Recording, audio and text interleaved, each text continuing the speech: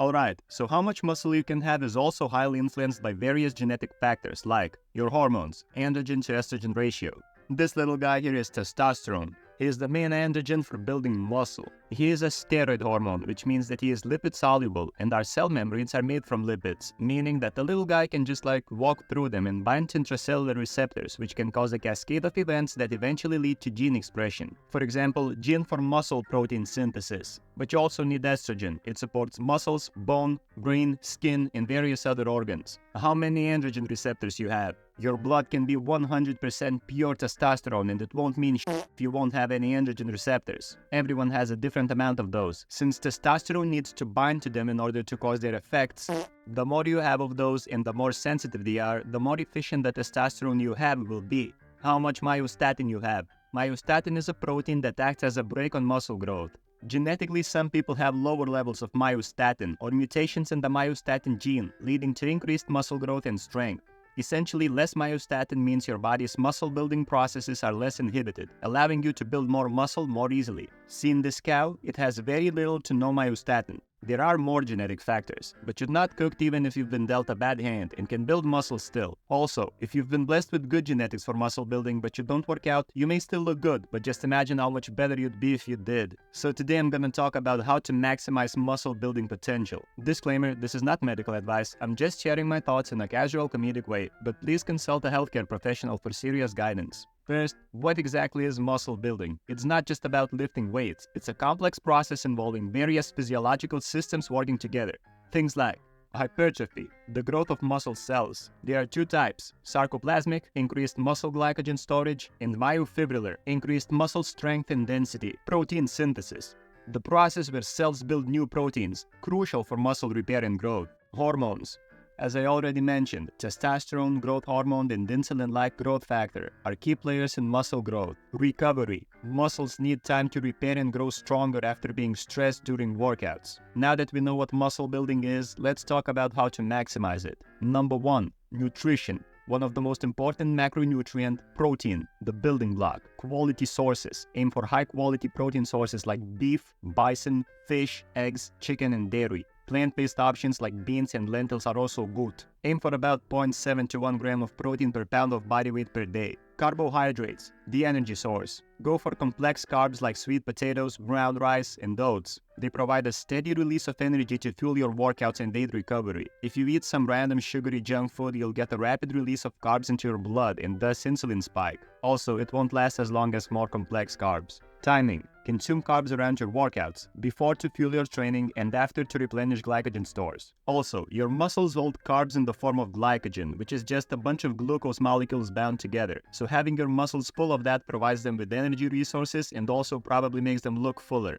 Fats, the hormone regulators. Don't shy away from healthy fats. Avocados, nuts, seeds, and olive oil are great for hormone production. I don't know about the whole seed oil controversy. Some people say that it's bad, but seem kind of like a bunch of baloney to me. But you might want to do your own research. Aim for a balanced intake of omega-3 and omega-6 fatty acids. Omega-3s found in fish and flax seeds are particularly anti-inflammatory and support muscle recovery. Micronutrients. Vitamins and minerals. Ensure you get a variety of vitamins and minerals from leafy greens, fruits, nuts, and seeds. Key ones include vitamin D, magnesium, and zinc, which support muscle function and recovery. Avoid excessive junk food. It can lead to inflammation and hinder your muscle building efforts. Number 2.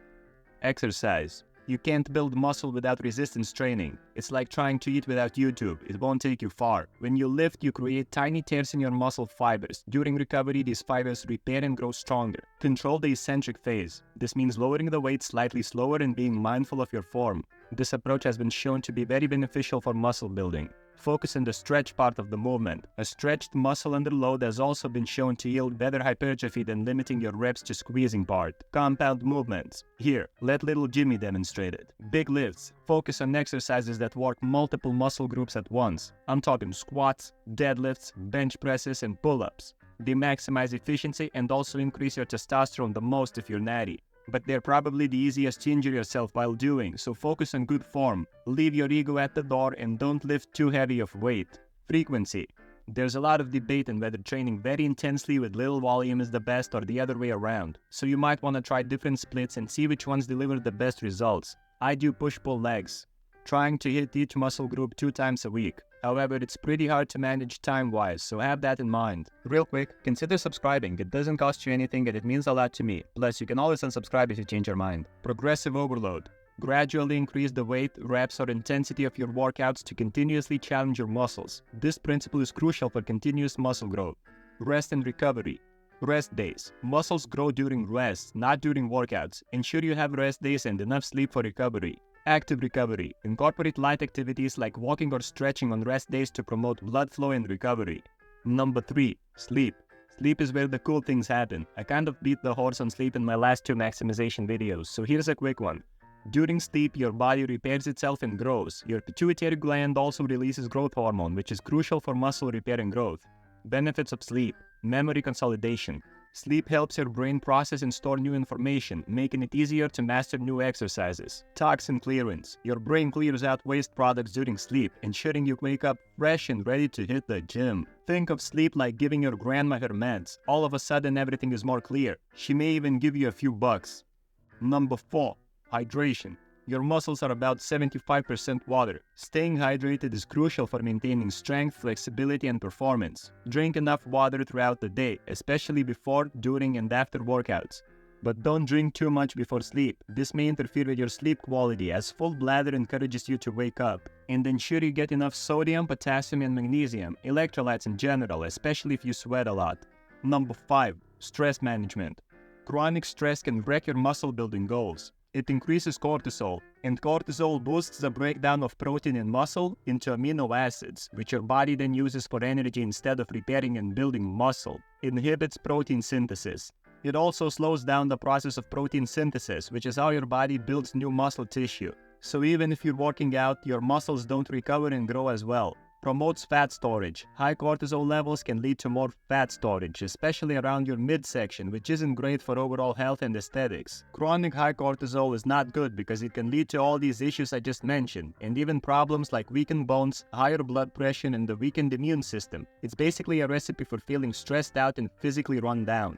I use ashwagandha for it. It reduces cortisol, but you might want to do your own research and talk to your doctor before using it. Talking about supplements. Number 6. Supplements. While not essential, they can give you an extra edge. You might want to consider protein powder. Convenient way to meet your protein needs, although if you get enough protein in your diet, you don't need it. Creatine. Increases energy and performance during high-intensity workouts. It can enhance muscle mass and strength. Again, not necessary but might give you an advantage. There may be some others, but I'm not a fan of pumping yourself full of various pills, so if you want to take something more, do your own research. Number 7. Consistency. Consistency is key. Remember, muscle building is a marathon, not a sprint. So stick to your workout routine, do it for a lot of years while trying to maximize all the other relevant things and you'll get the results. Trust me, bro. Anyway, be strong, stay healthy, and like and subscribe for more tips.